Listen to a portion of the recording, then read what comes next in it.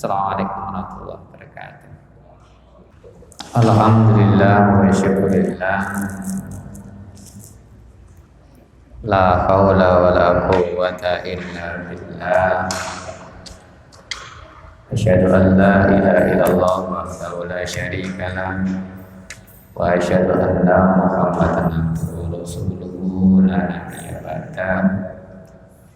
Allahumma salli wa sallim wa barik ala nabiyyina Muhammadin wa ala alihi wa sahbihi ajma'in. Amma ba'du.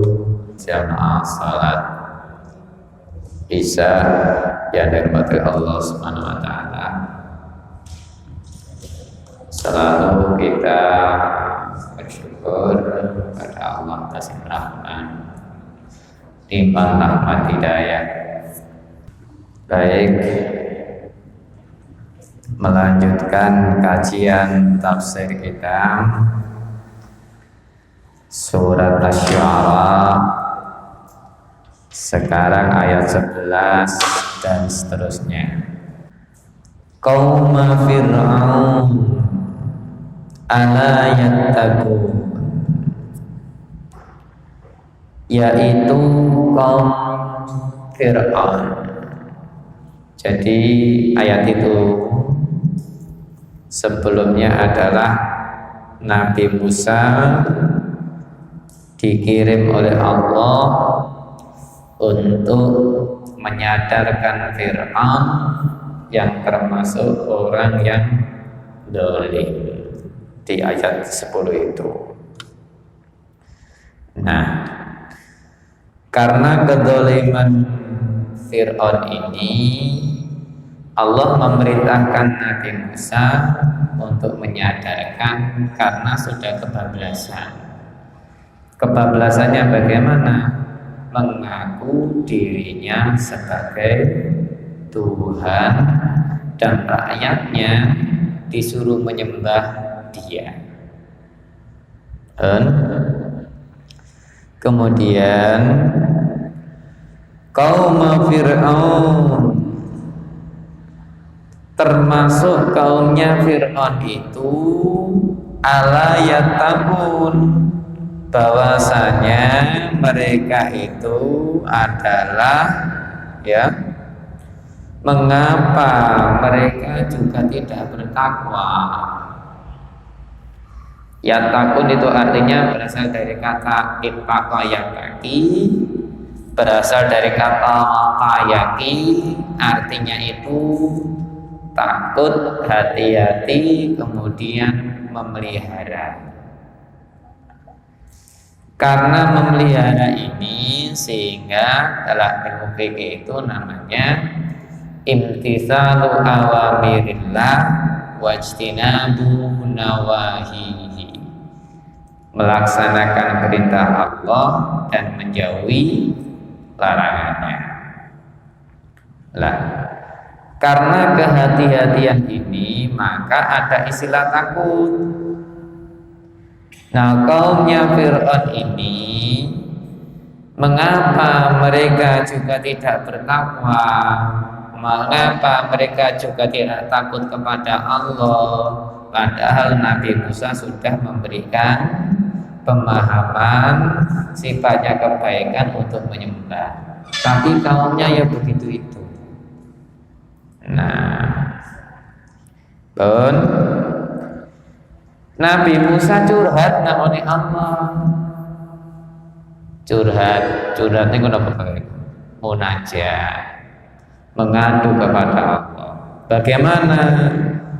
Qala Rabbi inni akhafu. Berkatalah Nabi Musa. Musa ngomong, bicara, berkata, Tuhanku, jadi Nabi Musa, ini ada akut akid di situ. Artinya kesungguhan. Sesungguhnya aku ini, kata Musa, apa? Akhafu, saya takut, saya khawatir kata Nabi Musa. Takutnya bagaimana? Ayyukadzibun, bahwa mereka kaumnya Fir'aun itu, umatnya Fir'aun itu, rakyatnya Fir'aun itu mendustai aku, berbohong kepadaku, kata Nabi Musa. Jadi curhatin namanya Allah itu begitu. Artinya, mengapa mereka tidak bertakwa kepada Allah? Kaumnya Fir'aun itu ada kekhawatiran, ketakutan Nabi Musa bahwa mereka itu mendustai Nabi Musa, tidak percaya kebenaran yang disampaikan Nabi Musa kepada mereka. Bapak Ibu ngapunten, sekelas Nabi Musa aja masih takut, khawatir,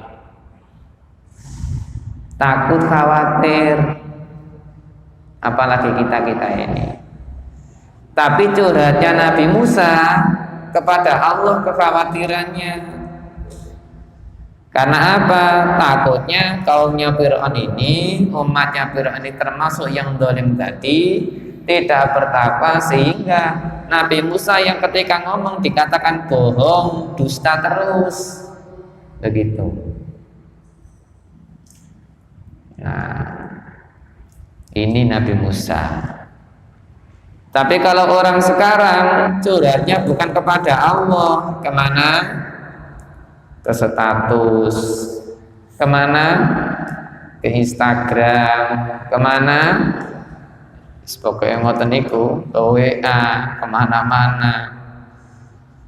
Akhirnya apa? Tidak jadi solusi jalan keluar. Akhirnya jadi nih aib, ditambah-tambahi, digosok makin sip, jadi gosip. Itu orang sekarang.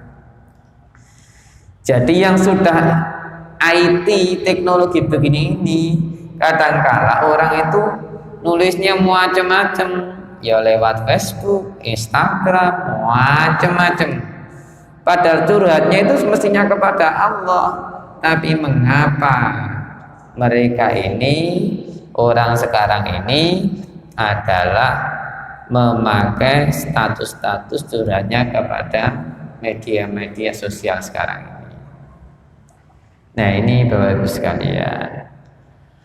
Nah, maka kekhawatiran konteks dalam ayat ini, Nabi Musa, kebenaran yang dibawakan Nabi Musa ini dikhawatirkan Musa, umatnya Fir'aun juga termasuk yang didakwahi Nabi Musa ini dusta, bohong, tidak percaya yang dikatakan Nabi Musa. Nah, karena ketakutan, kekhawatiran itu tadi, Musa curhat lagi. Wa yadiku sadri, yadik itu berasal dari kata doikun. Doikun itu artinya sempit. Nggih, sadri dodoku, dadaku. Sadrun itu artinya dada.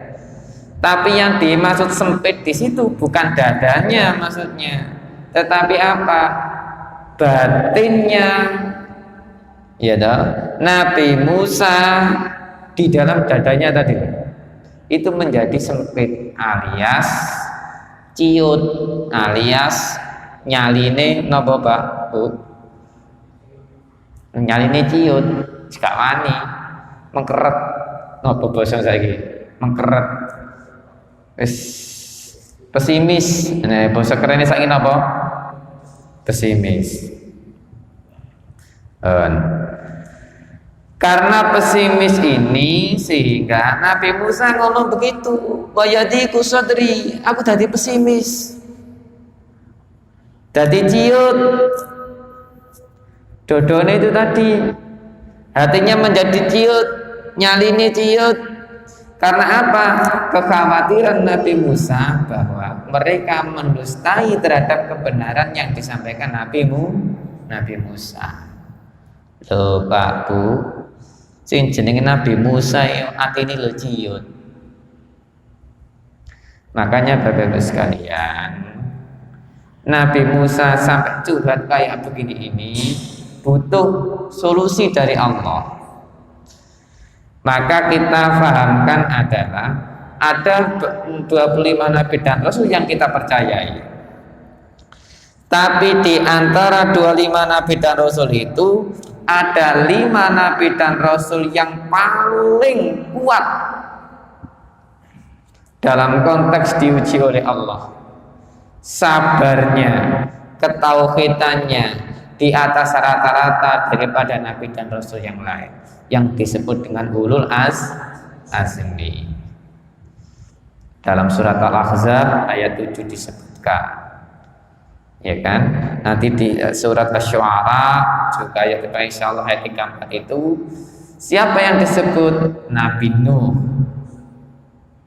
Nabi Ibrahim, Nabi Musa, Nabi Isa, Nabi Muhammad. 5 Nabi dan Rasul ini disebut oleh Allah ulul azmi. Apa itu ulul azmi? Ulun itu artinya ahli azmun, yang sangat kuat kemauan napa jenenge masalah batin ini, di bawahnya niatan yang sungguh-sungguh, azmun itu keinginan yang kuat, gampangane tingkat sabarnya, ketauhidannya itu di atas segalanya. Itu ulul azmi itu. Makanya di surat Al-Ahzab ayat 7 itu sehingga disebut dengan misaqan ghalidha, ikatan perjanjian yang kuat itu tadi. Nah, ketika Nabi Musa curhat kepada Allah, ciut nyali dodone niku wau. Ya dah. Kenapa kok ciut nyalinya begitu tadi? Wala yantaliku lisani, adalah an-nafiyah di situ. Dan tidaklah ya dah yang taliku berasal dari kata intalaka, natoka, yaitu kalama, berbicara. Lisani, lidahku, jarine Nabi Musa, lidahku iki lo susah untuk bicara, jarine Nabi Musa. Jadi ciut atine, pesimis. Yang kedua, mulutnya ini loh ketika dipakai ngomong itu susah. Cara gampangin apa? Wong saniki niku pelo niku napa nggih? Nggih. Boten teteh megang. Mulane saniki kadang-kadang kita tiktokan yang angel temen tutulane. Iya dah, kadang-kadang lari ngoten niku malah dipakai lucu-lucuan, ya kan? Itu.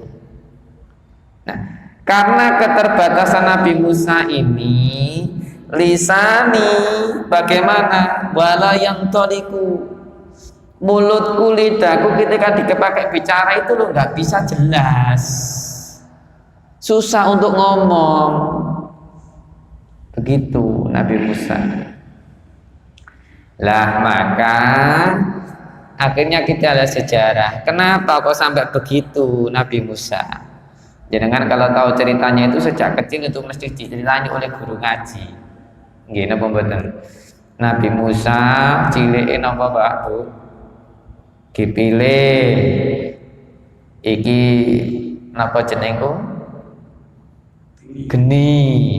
Wowo nek jare wong saiki biyen niku gawe nyetrika niku. Sitoke mak-emak. Ya ta? Ana sing mergo gurune gampangno, mergo muridé niku roti, ya roti. Pada zaman iku mbono roti buka gak ro pokoke makanan. Akhirnya yang dipilih apa? Iya wowo niku api niku wau. Akhirnya napa? Ilate ra disusah. Nah, apakah Nabi Musa menyesal? Tidak. Nah, sehingga menyampaikan kepada Fir'aun itu tadi, karena keterbatasan lisan lidahnya, nah ya Allah fa'arsil ila Harun, maka kirimkanlah sing jenenge Harun. Jadi Allah menjawab, karena keterbatasan Nabi Musa dalam bicara, sehingga nyiut nyaline hatinya dodone nyiut gitu, maka di situ Allah mengutus Jibril, berikanlah, utuslah sebagai perewang Musa. Siapa? Harun. Maka diturunkanlah Nabi Harun. Nah, ternyata Harun itu adalah sepupunya Nabi Musa sendiri. Nah, sehingga ngadepi Fir'aun ini, Nabi Musa dengan kekurangannya ngomongnya susah, tapi Nabi Harun iku ngomongnya enak. Retorika iku enak, retorika iku cara ngomongnya enak, jelas, tersusun sistematis ngoten nek basane wong sakniki niku. Nah, ini keterbatasan. Nah, sehingga Allah mengirim Nabi Musa dengan saudaranya Harun juga sebagai Nabi Rasul itu untuk siapa? Mendakwahkan tauhid kepada Allah, yaitu objeknya adalah Fir'aun dan umatnya tadi. Begitu. Walahum alayya dzanbun fa akhafu ayyaqtulun.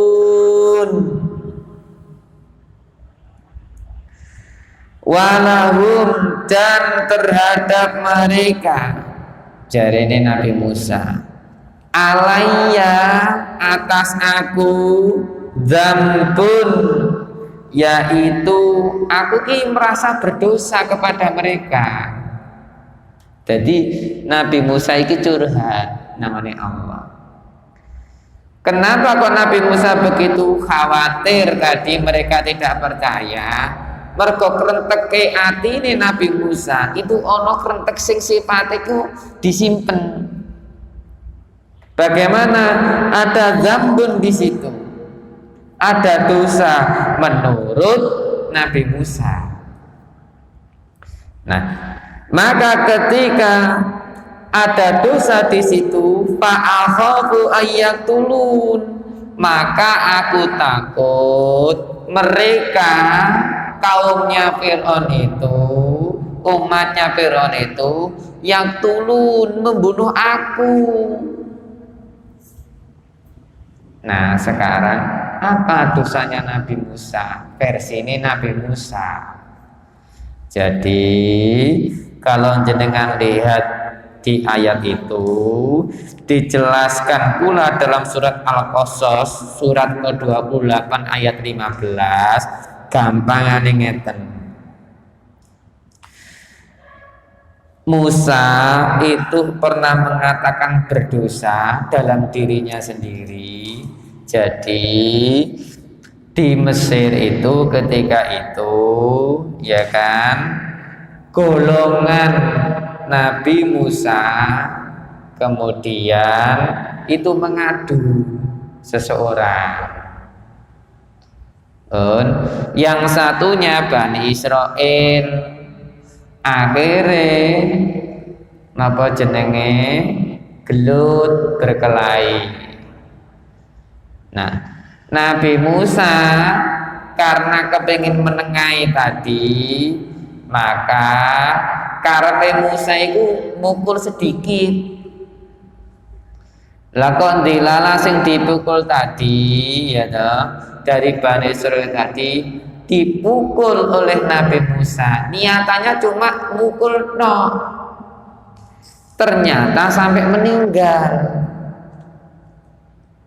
Nah, meninggalnya itu tadi bagi Nabi Musa karena dia tidak niat membunuh, niatnya hanya membantu yang didolimi tadi dari golongannya. Jenenge Nabi kok. Ternyata ketika mukul tadi ada setan, akhirnya apa? Ikut campur sehingga menjadi mati orang yang dipukul tadi. Padahal niatannya Musa itu hanya sekedar memukul. Akhirnya apa? Nabi Musa jadi menyesal. Nyeseli apa? Ya Allah, aku tiba-tiba kok mateni orang. Padahal niatnya tadi apa? Mendamaikan. Karena yang didolimi golongannya Nabi Musa, karena orangnya kecil begitu, sing gede mungkin ditutup terus, nah dipukul gitu aja. Lah kok dilalah kena pukulan Musa almarhum. Nah, ini Nabi Musa merasa berdosa. Padahal iku Nabi merasa berdosa, bukan niat membunuh, tapi memberikan peringatan lewat pukulan kecil gitu aja. Lah, sehingga apa curhatnya Nabi Musa? Walahum alayya dzambun, bagi mereka menganggap aku iki ya Allah, aku duwe dosa, aku punya dosa. Makanya dijelaskan dalam surat Al-Qasas surat ke-28 ayat 15 itu tadi begitu. Jadi gak sengaja dilalah kok mati temenan begitu. Nah, karena saya merasa berdosa, fa'akhafu ayyaqtulun, saya takut mereka akan membunuhku, seakan-akan bahwa saya ini jadi orang pembunuh di golongan mereka begitu. Maka Allah menjawab, qala, Allah berkata, Musa, kalla, tidak sama sekali. Enggak Musa, jadinya Allah. Kalla,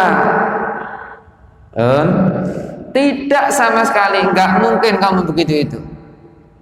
Dan mereka tak jamin jari Allah tidak akan membunuhmu. Tidak akan membunuhmu, hai Musa.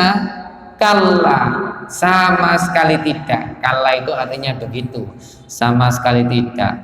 Blas, no way bahasanya sekarang. No way, tidak sama sekali. Begitu. Lah, sehingga curhatnya Nabi Musa antara pesimis hatinya tadi, kemudian susah ngomongnya, minta dikirim utusan dengan Harun tadi, dan merasa dia punya salah dan dosa sehingga takut mereka membunuhnya. Dijawab oleh Allah, kalla, itu tadi sama sekali tidak. Kalau sudah begitu caranya Allah, fadhaba,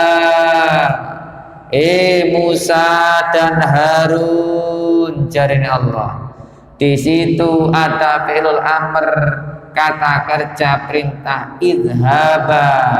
Kemudian baknya ada alif di situ, artinya pergilah kalian berdua. Siapa?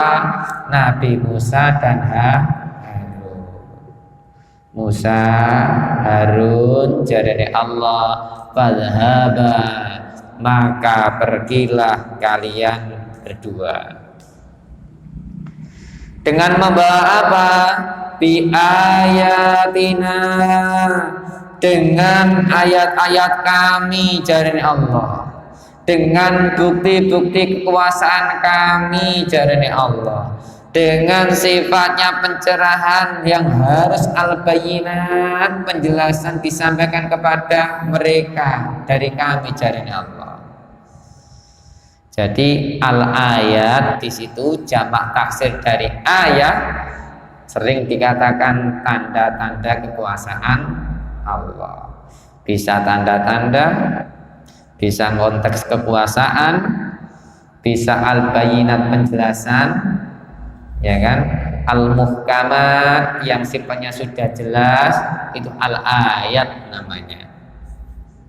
Jadi bahasanya di Al-Quran itu Nabi Musa dan Harun disuruh pergi menghadapi Fir'aun tadi dengan membawa ayat-ayat kami tadi. Artinya Allah sudah membesarkan hatinya Nabi Musa. Wis gak usah wedi wis, budalo. Begitu. Musa, Harun, aku bersamamu. Makanya jenengan lihat, wasta'inu bis-sabri was-salah innallaha ma'as sabiri. Minta tolonglah kepada Allah dengan sabar dan sholat. Sesungguhnya Allah bersama orang-orang yang sabar. Ternyata ngomong sabar itu enak Pak, tapi prakteknya susah. Nah, maka perlu istihad, kesungguhan. Nah, sesungguhnya kami jarine Allah bersamamu, hei Musa dan Harun, mustami'un, kami ini adalah orang-orang yang mendengarkan. Bahasanya mereka ngomong apa saja kepada kamu Musa dan Harun, tak dengarkan jarine Allah. Keluh kesahmu tak dengarkan jarine Allah. Mereka ngomong apa aja saya dengar jarine Allah. Sehingga Allah sudah menjamin, sesungguhnya kami bersamamu, bersama kalian semua, hei Musa dan Harun. Maka kalau sudah begini, tak dengarkan. Jadi ngomong apa ae dengarkan, tak dengarkan. Jadi Allah begitu. Jadi nggak usah takut. Ini Nabi dan Rasul Bapak Ibu. Makanya di ayat lain itu, ya toh,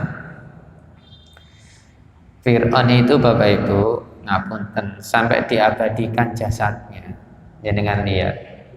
Insya Allah di surat Hud itu sebelumnya itu, ya kan, saya pernah terangkan di masjid yang lain itu, ketika Nabi Musa dikejar oleh Fir'aun dan bala tentaranya, seperti ayat ini tadi menyampaikan, ujung-ujungnya wis nggak belum mau beriman. Ketika Nabi Musa diperintahkan oleh Allah, yang dihadapi adalah laut, di belakangnya adalah Fir'aun dan pasukannya, bingung Nabi Musa.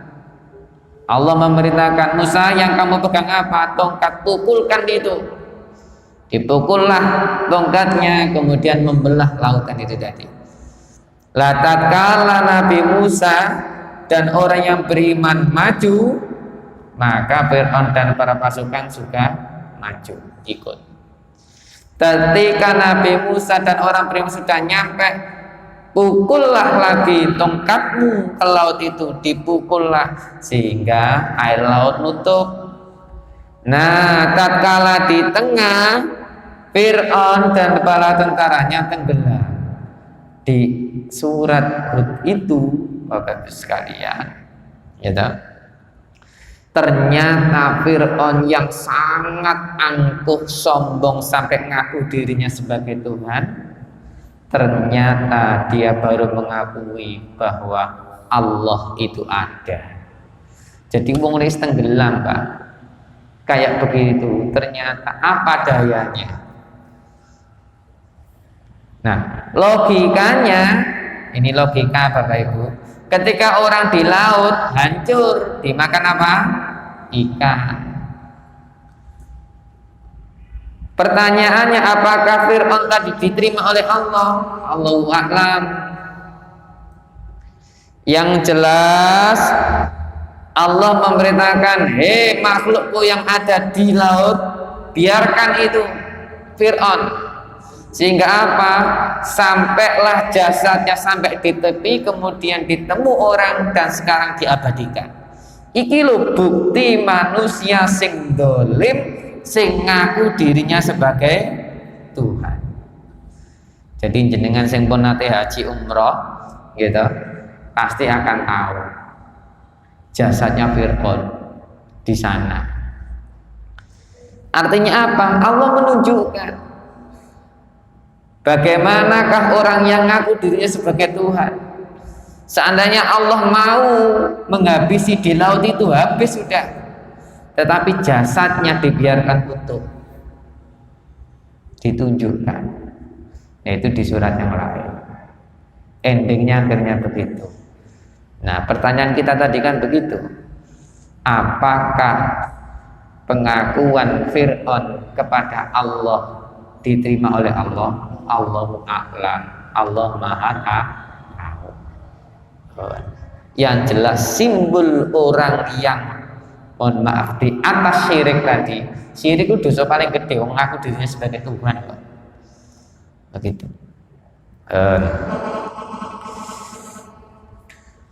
Fa'tiya Fir'aun, maka datanglah kalian berdua teko nangone Fir'aun. Jadi ini Allah, datanglah kalian berdua, Musa dan Harun. Fakula, maka berkatalah kalian berdua, ngomong begini. Jadi ini Allah sampaikan kepada Fir'aun, Inna Rasulu Rabbil Alamin, sesungguhnya kami ini, jadi ini siapa? Musa dan Harun, Rasul utusan Rabbil Alamin, Tuhan semesta alam. Jadi begitu luar biasanya proses Allah memerintahkan Musa dan Harun menyampaikan dakwahnya kepada Fir'aun, sampaikan bahwa ngomongo bicarano bahwa sesungguhnya kami adalah utusan Tuhan semesta alam. Nah sekarang Bapak Ibu ngapunten, di situ ada kata-kata Rabbun. Rabbun itu artinya Tuhan. Tuhan itu dalam ilmu tauhid akidah sering saya sampaikan adalah ada namanya tauhid rububiyah. Apa itu? Mengesahkan Allah satu-satunya Tuhan. Tuhan itu menciptakan, memelihara dan mengatur. Itu Tuhan. Begitu. Al-alamin di situ jamak mudzakkar salim. Alam itu ya alam begini nih. Tapi kalau sudah ngomong alamin, semua makhluk yang diciptakan Allah, dari hewannya, sing macem-macem hewan mulai besar sampai kecil, dari tumbuhannya sing macem-macem itu, al-khadrawat, sayur-sayuran hijau-hijauan sing macem-macem, as-samarat, buah-buahan sing macem-macem, al-jibal, jabal, pegunungan sing macem-macem itu, al-ma' wal miyah, al-bahr, air dan laut, semuanya itulah komponen sing jenenge alamin, Tuhan semesta alam.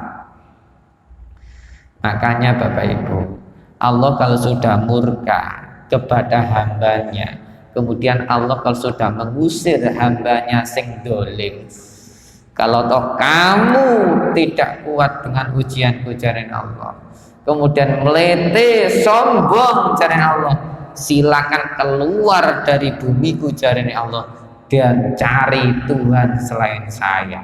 Terus nek diusir loh Bapak Ibu, aten delek nanti coba. Wong orang dikubur iku lho.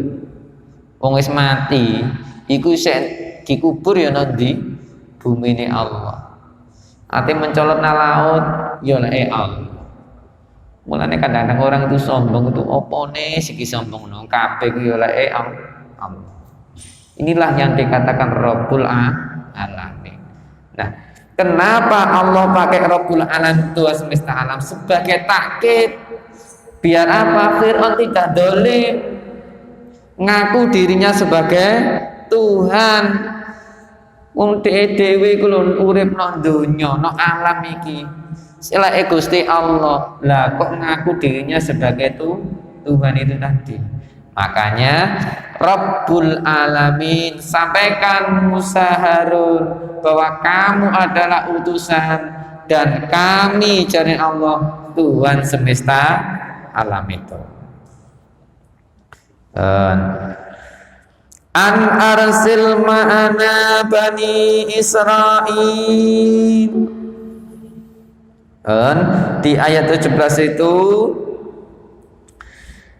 agar lepaskanlah, agar putuslah, kirimlah ma'ana bersama kami Bani Israel, yaitu Bani Israel. Bapak Ibu, Bani Israel itu, ya kan, itu adalah keturunan Yahuda. Yahuda itu anaknya Nabi Yakub. Yes, Allah mengutus Nabi Musa untuk Bani Israel. Ketika ada Nabi Musa, ya toh, nurut-nurut, patuh, ya kan, sehingga di situ kepatuhannya tauhid kepada Allah. Sepeninggal Nabi Musa, ya toh, diteruskan oleh Nabi Isa nantinya. Kemudian Nabi Isa juga nggak ada, sudah diambil, maka balik nangoni kafir. Makanya dalam surat An-Nisa 154 itu, sampai Allah membuat perjanjian dengan Bani Israel dalam konteks yang tidak beriman, ya toh. Kemudian ate gebreki ini apa Bapak? Dihancurkan Gunung Tursina oleh malaikat Jibril, sehingga di situ ada perjanjian yang sangat kuat juga yang namanya Misakon Walida itu. Lah ini Bani Israil, dan memang dibuat Allah begitu sampai sekarang. Makanya dalam surat Al-Baqarah 120 itu, walantar doangkal yahudu walan nasorin tadi. Nah itu, makanya Ustadz Abdus Somad itu ketika di Mesir bertanya pada pertanyaan, ya Prof, ya, kaum Ad, kaumnya Nabi Hud dibinasakan oleh Allah. Kaum Samud, kaumnya Nabi Saleh dibinasakan oleh Allah.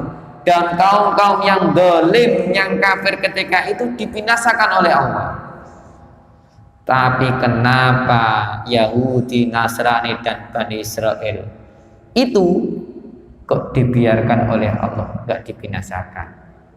Abdul Samad, itu buat kamu dan umat Islam yang lain. Buat apa? Berjuang di jalan Allah. Biar kamu itu ada perjuangan, biar nggak meneng toa, nggak ngapa-ngapain, enak kon ya, begitu. Dan memang dibiarkan Allah sampai hari kiamat. Biar apa? Semua orang Islam itu ada berjuang menegakkan agama Allah di bumi ini. Ini enggak ngono ya, meneng-meneng tok, gak ono tantangan lah. Cina kok meneng begitu. Nah ini Bapak. Nah, itu Bani Israil. Sehingga Bani Israil yang diperjuangkan oleh Nabi Musa dan Harun ketika itu, ya kan? Ini luar biasa. Dulu, Pak. Nah, sekarang sudah beda. Mergo Nabi Rasul wis gak ono. Maka Allah menurunkan Nabi Muhammad sehingga wa ma arsalnaka illa rahmatan lil alamin ini. Begitu. Nah, semuanya adalah perjuangan. Satu ayat malih. Qala alam nurabbika fina walidan wa labista fina min umrika sinin. Maka dia Fir'aun itu berkata kepada Nabi Musa, bukankah kami ini yang telah nurabbika fina, mengasuh kamu? Nah, Fir'aun undat-undat. Itu nurabbi itu berasal dari kata robba, yurabbi itu artinya mendidik. Mulane ono jenenge fakultas tarbiyah. Tarbiyah niku napa? Pendidikan. Mulane nek lulusan tarbiyah jadi guru, begitu. Nah, Fir'aun ngomong, kan gak eling ta Musa, begitu. Kamu itu loh, bukankah kamu itu kami mengasuhmu fina, di dalam kami bersama kami ini walidan, ketika anak-anak kamu kan gak ilang tasa Musa, begitu. Lah kok saiki musuhi aku itu loh, jadi Fir'aun begitu. Kamu gak ilang ta? Dulu kamu ketemu bojoku, kemudian tak asuh di sini. Lah kok sekarang kamu memusuhi aku? Nah, undat-undat begitu. Dan kemudian di dalam lingkungan keluarga kami ini, ketika engkau masih kecil, seneng-seneng nok kene di sini, begitu. Walabista fina min umurika sinin, dan kamu tinggal di lingkungan kini, min umurika, di dalam umurmu sinin, bertahun-tahun kon sampai gede umurmu.